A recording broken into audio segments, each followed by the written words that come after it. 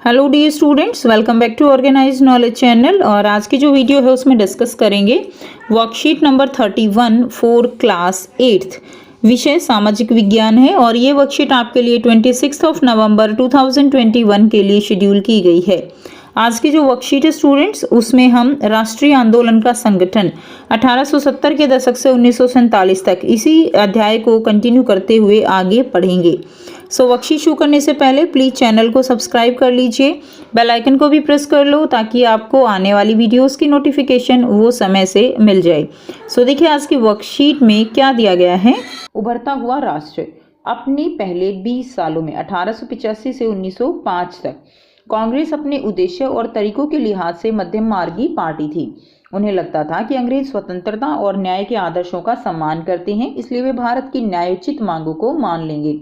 ठीक है, तो अपने जो पहले 20 साल हैं उसमें कांग्रेस जो है वो क्या थी, उसके जो उद्देश्य थे, उसके जो तरीके थे, उनके लिहाज से वो एक तरह की मध्यम मार्गी पार्टी थी। ठीक है, यानी जो बीच में मध्यस्थता का काम करती थी।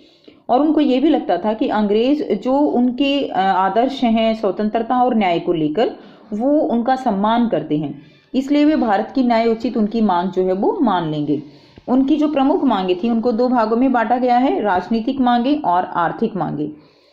देखिए राजनीतिक मांगे क्या थी उनकी, विधान परिषद जो है उनमें भारतीयों को ज़्यादा जगह मिलनी चाहिए, जो परिषद है उनको ज़्यादा अधिकार मिलने चाहिए, और जिन प्रांतों में परिषदें नहीं हैं वहाँ परिषदों का गठन होना चाहिए।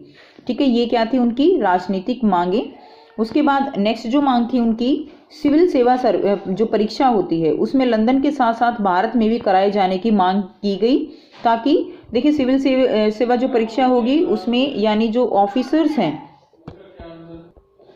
सिविल सेवा जो परीक्षा है उसमें लंदन के साथ साथ भारत में कराए जाने की मांग का मुख्य उद्देश्य क्या था कि जो ऊंचे पद हैं उन पर जो है भारतीय वो भी जो है उनको पदों को ग्रहण कर सके, उन पदों पर बैठकर अपनी राय दे सकें।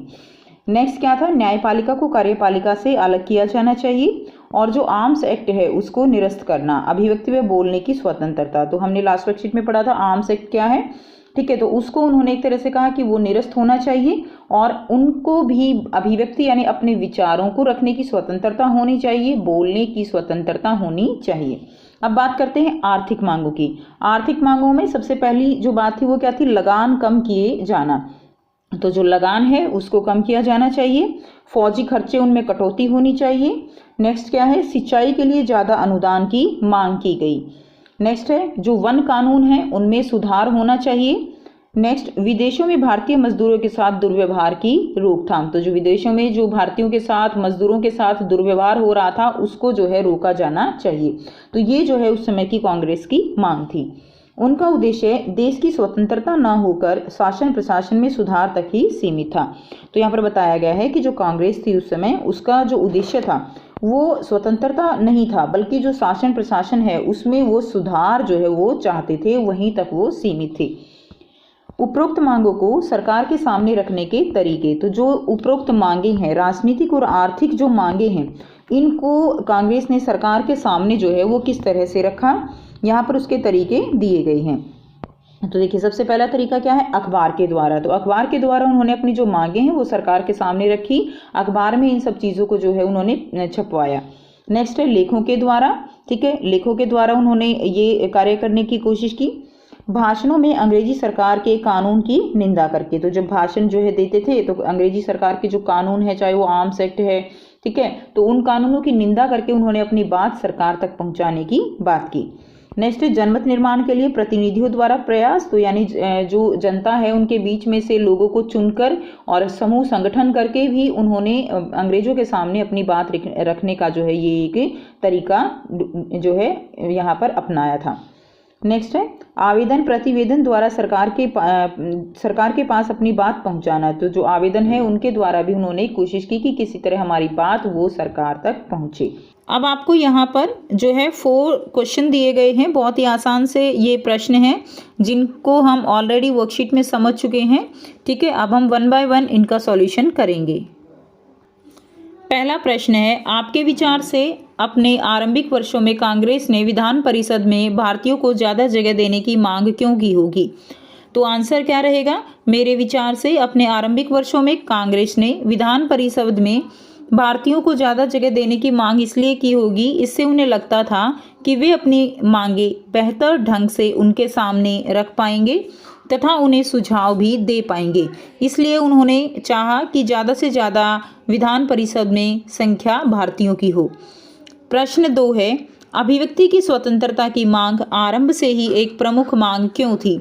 तो अभिव्यक्ति की स्वतंत्रता की मांग आरंभ से ही एक प्रमुख मांग इसलिए थी क्योंकि अभिव्यक्ति की स्वतंत्रता के कारण ही, अभिव्यक्ति यानी बोलने की स्वतंत्रता के कारण ही कांग्रेस और दूसरे अन्य नेता अपने विचारों को अंग्रेजों के सामने तथा जनता के सामने रख सकते थे, परंतु अंग्रेजी सरकार ने इस पर प्रतिबंध लगाकर उनकी इस स्वतंत्रता को छीन लिया। तो ये प्रश्न 2 का उत्तर हो जाएगा। नेक्स्ट देखिए, प्रश्न 3 है, आरंभिक वर्षों में अपनी मांगों को रखने के लिए कांग्रेस ने किन तरीकों का सहारा लिया? तो कांग्रेस ने जो है किन तरीकों का सहारा लिया? नंबर 1, आवेदनों प्रतिवेदनों द्वारा सरकार के पास अपनी बात पहुंचाना। तो उन्होंने आवेदन प्रतिवेदन द्वारा जो है सरकार तक अपनी बात पहुंचाने की कोशिश की। दूसरा, भाषणों में अंग्रेजी सरकार के कानूनों की निंदा करना, तो अंग्रेजी सरकार के कानूनों की निंदा करते थे। और तीसरा है, अखबार के द्वारा और लेखों के द्वारा उन्होंने अपनी बात पहुंचाने की मांगे रखने का तरीका जो है उन्होंने ढूंढा था।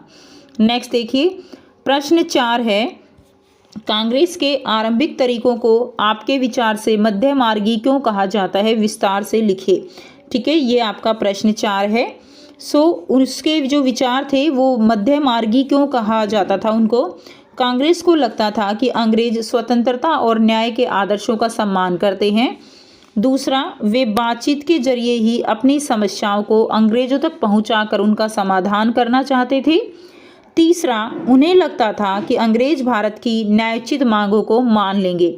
इन्हीं तरीकों के आधार पर हम कह सकते हैं कि जो कांग्रेस थी वो अपने विचारों से मध्यम मार्गी जो है थी, यानी वो बीच का रास्ता अपनाना चाहती थी। ठीक, तो ये थी आपकी बच्चों आज की एसएसटी की वर्कशीट। आई होप सभी स्टूडेंट्स को ये क्लियर है। फिर भी कोई डाउट है तो आप पूछ सकते हो। वीडियो अच्छी लगे तो प्लीज़ लाइक कर दीजिए, शेयर कर दीजिए और चैनल को सब्सक्राइब कर लीजिए। So thanks for watching. मिलते हैं नेक्स्ट वीडियो में नेक्स्ट वर्कशीट के साथ। Take care, bye bye.